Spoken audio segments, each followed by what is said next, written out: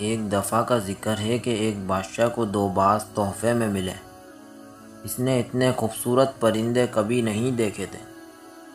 بادشاہ نے دونوں پرندے اپنے ملازم کو دیے کہ وہ ان کی تربیت کرے۔ ایک دن ملازم نے بادشاہ کو بتایا کہ ایک پرندہ اونچی اڑان اڑ رہا ہے اور دوسرا جس دن سے آیا ہے اپنی شاخ سے نہیں اڑ پا رہا۔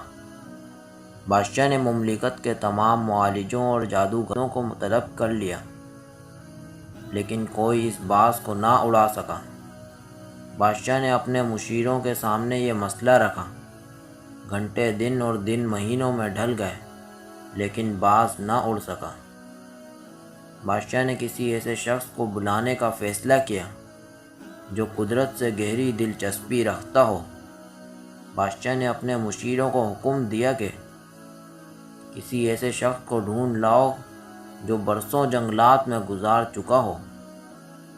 اگلے دن بادشاہ باز کو محل کے باغوں میں اڑتے ہوئے دیکھ کر حیران رہ گیا۔ بادشاہ نے اس شخص کو طلب کیا جس نے باز کو اڑایا تھا۔ اس شخص کو بادشاہ کے سامنے پیش کیا گیا۔ بادشاہ نے پوچھا، تم نے باز کو کیسے اڑایا؟ وہ مسکرا کر بولا، میں نے وہ شاخ کاٹ دی جس پر باز بیٹھا تھا۔ آگے بڑھنے کے مواقع بہت ہیں، لیکن ہم آگے بڑھنے کی کوشش ہی نہیں کرتے۔